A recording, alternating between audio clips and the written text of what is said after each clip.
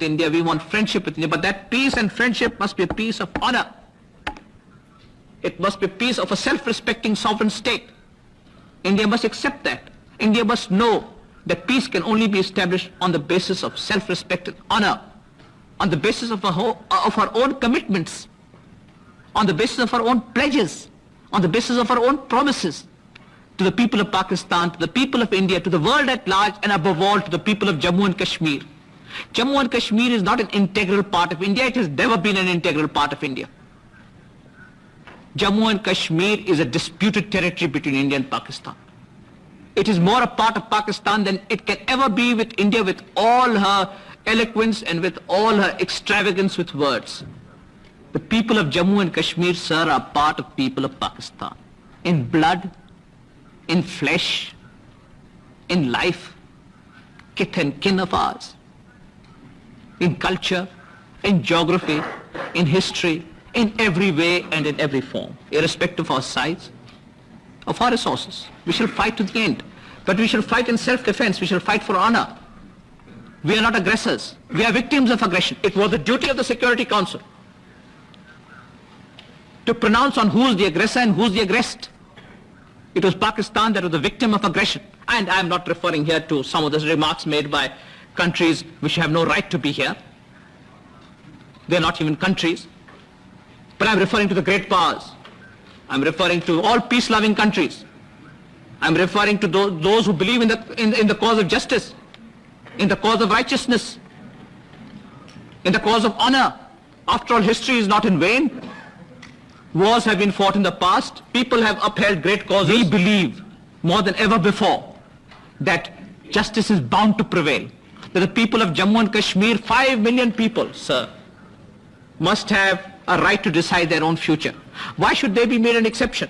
The whole phenomenon of self-determination, stretching from Asia and Africa, should apply to the whole world except to the people of Jammu and Kashmir. Are they some outcasts of an Indian society? Are they some untouchable pariahs? That they should not be given the right of self-determination, that they should not be allowed to have a right to their own future? The great country of France, they have permitted the Algerians to have the right of self-determination. It is a Wilsonian concept, the right of self-determination. The Soviet Union believes in the right of self-determination of all peoples. The whole world believes in the right of self-determination, and must it be denied to the people of Jammu and Kashmir merely because power must prevail over principle? Power shall never prevail over principle. Finally and ultimately, principle must prevail over power. This is a Christian concept. It is an Islamic concept. It is a civilized concept. And those nations who do not believe in such concept, they must face the ultimate consequence. Secretary of State of the United States of America, Mr. Dean Rusk, said that the historical position is a plebiscite in Kashmir. On the one hand, you have the whole world arrayed on the cause of right and justice and morality. On the other hand, you have a war machine, an arrogant and a chauvinistic state, breaking its pledges, breaking its promises, and wanting to destroy the will and the spirit of our people. The will and the spirit of our people can never be destroyed, Mr. President. Let me tell you, sir, you can have one ceasefire, you can have another ceasefire, but the 100 million people of Pakistan shall face extermination rather than to forsake their principles to be negated and destroyed by sheer force and power. So, in response to the call of international peace and international goodwill, we have ordered our troops, provided India agrees, to a cessation of hostilities. But sir, a cessation of hostilities is not enough. You must now address yourself as the Security Council, as the most important organ of the United Nations, to the heart of the problem. For 18 years you have played and toyed with the future of Kashmir. You cannot any longer play and toy and make a plaything out of 5 million people. It is your moral responsibility, that of the Security Council, to address itself to a meaningful and a lasting solution of the problem of Jammu and Kashmir. The Security Council has been seized of this problem for 18 years. We have more documentation, more resolutions on Jammu and Kashmir, the most fundamental problem that faces the world today than any other problem. Is that not ironical?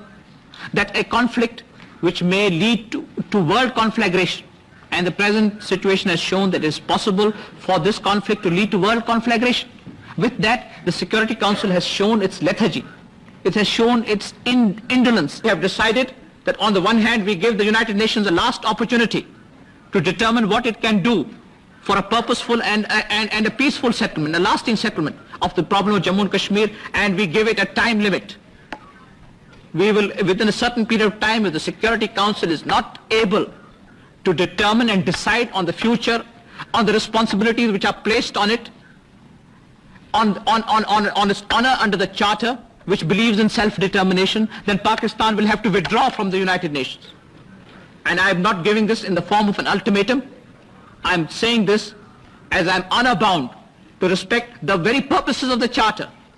Pakistan, in leaving the United Nations, will be fulfilling the Charter of the United Nations. And then, sir, you will have 1/3 or more of the world outside your organ, and you'll have some states which call themselves states as members of the Security Council, I think.